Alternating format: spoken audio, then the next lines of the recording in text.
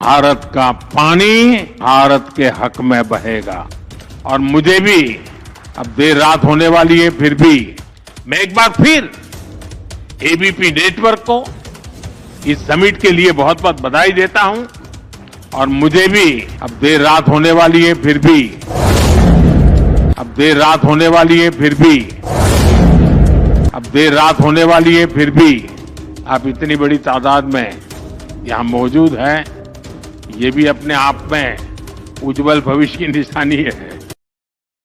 Download share chat.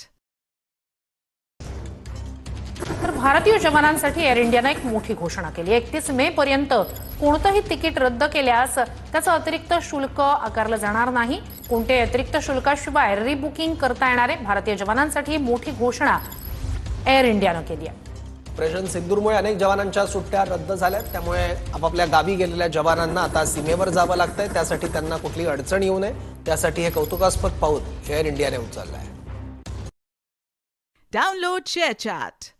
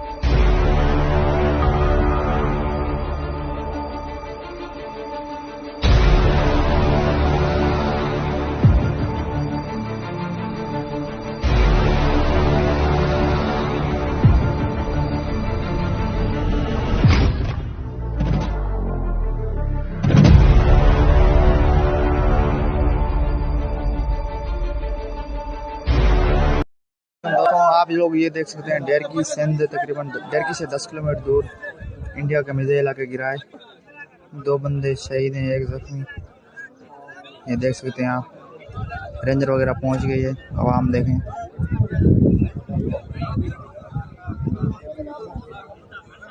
ये missile गिरा हुआ है।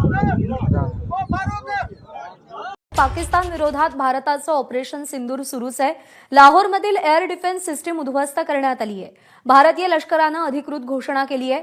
पाकिस्तानचं HQ-9 डिफेन्स सिस्टीम भारतानं उद्ध्वस्त केली आहे। पाकिस्तानकडून भारतात 15 ठिकाणी हल्ल्याचा प्रयत्न झालाय। भारतीय लष्करानं ही अधिकृत घोषणा केली आहे। ऑपरेशन सिंदूर अजून संपलेलं नसल्याचं संरक्षण मंत्री राजनाथ सिंह यांनी आजच सांगितलं आणि त्याचा प्रत्यय देखील आलाय। लाहोरमधील एअर डिफेन्स सिस्टीम उद्ध्वस्त करण्यात आली आहे। भारतीय लष्करानं अधिकृत घोषणा केली आहे। पाकिस्तानचं HQ-9 डिफेन्स सिस्टीम भारतानं उद्ध्वस्त केलेली आहे। पाकिस्तानकडून भारतामध्ये 15 ठिकाणी हल्ल्याचा प्रयत्न करण्यात आलाय।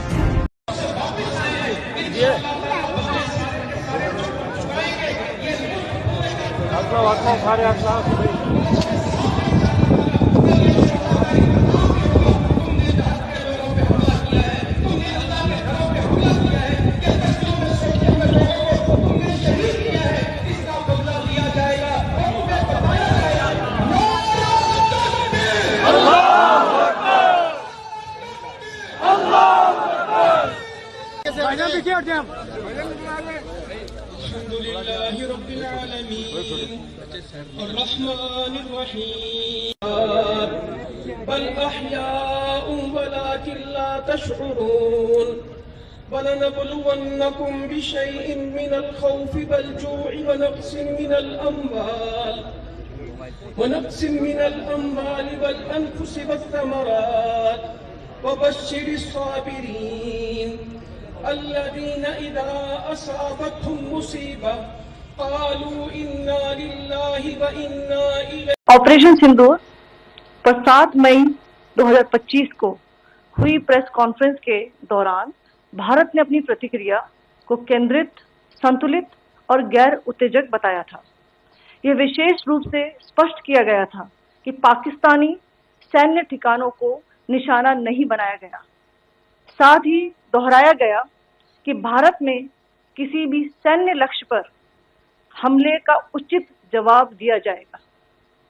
7 से 8 मई 2025 की रात को पाकिस्तान ने उत्तरी और पश्चिमी भारत में स्थित कई सैन्य ठिकानों को, जैसे कि अवंतीपुरा, श्रीनगर, जम्मू, पठानकोट, अमृतसर, कपूरथला, जालंधर, लुधियाना, आदमपुर, भटिंडा, चंडीगढ़, नाल, फलौदी, उत्तरलाई और भुज पर ड्रोन और मिसाइलों से हमला करने का प्रयास किया। जम्मू विमानतळावर हल्ला करण्यात आला। आताच्या घडीची एक सगळ्यात मोठी बातमी बघतोय आपण, पाकिस्तानकडून हा हल्ला करण्यात आला। आताच्या घडीची सगळ्यात मोठी बातमी, जे काही सपोर्ट सिस्टम आहेत त्या काढून घेतल्या जात आहेत भारताकडनं आणि त्यामुळे पाकिस्तानला पुरता आता मेटाकुटीस आणलंय भारताने। आणि ही जी काही 2 दृश्य आपल्या समोर येत आहेत या दृश्यामध्ये आपल्याला स्पष्टपणे दिसतंय पाकिस्तानातल्या लाहोर आणि कराची या दोन्ही ठिकाणी भारतानं हे बॉम्ब हल्ले घडवून हे दोन्ही सिस्टम पूर्णपणे नेस्तनाबूत करून टाकलेले आहेत। आणि हे ऑपरेशन सिंदूरचं दुसरा पार्ट आपल्याला म्हणता येईल, ज्यामध्ये पाकिस्तानला सपोर्ट करणाऱ्या, सैन्याला सपोर्ट करणाऱ्या रडार सिस्टम पूर्णपणे नेस्तनाबूत केल्या आहेत भारतानं। या संदर्भातच अधिक बोलूयात, माझे सहकारी विलास बडे सुद्धा आपल्या सोबत आहेत। विलास, काय आणखी माहिती? श्वेता, आता आपण ज्याचा उल्लेख केला S-400 हे काय आहे नेमकं सांगणं गरजेचं आहे। S-400 ही अशी यंत्रणा आहे जे आपलं सुरक्षा कवच आहे आणि त्याला सुदर्शन असं सुद्धा नाव दिलेलं आहे। सगळ्यात महत्त्वाचं म्हणजे शत्रू राष्ट्रांकडून एखादा जर हल्ला झाला, मिसाईल अटॅक झाला, क्रूज हल्ला झाला, तर त्या मोठ्या रेंजमध्ये आधीच ते पकडलं जातं आणि त्याचा निशाणा घेऊन त्याला उद्ध्वस्त करण्याचं काम केलं जातं। 2018 मध्ये आपण रशियाकडून व्लादिमीर पुतीन यांच्यासोबत करार केला होता। $5 अब्ज हा करार होता आणि या कराराच्या नंतर आपल्याला ही सिस्टम मिळालेली आहे। सीमावर्ती भागामध्ये विशेषतः ही तैनाती करण्यात आलेली आहे आणि आता 15 विविध शहरांमध्ये ज्या प्रकारे पाकिस्ताननं एक प्रकारे प्रयत्न केलेला आहे त्या शहरांवरती हल्ला करण्याचा, पण ही सिस्टीम आपली तैनात तिथं असल्यामुळे या सुदर्शन चक्रामुळे आपण ते सगळे हल्ले परतवू शकलेलो आहेत आणि त्याच्यामध्ये S-400चा म्हणजे सुदर्शन चक्रचा महत्त्वाचा वाटा राहिलेला आहे। याची रेंज काय, 40 ते 400 किलोमीटर पर्यंतच्या कव्हरेज एरियामध्ये हे आपली सुरक्षा करू शकतं। म्हणजे बघा याचा एरिया किती मोठा आहे। आपण सांगायचं बोललो तर इथून नागपूर पर्यंतच्या अंतरामध्ये जरी एखादा मिसाईल आलं तर ते चेक करू शकतं। Download ShareChat.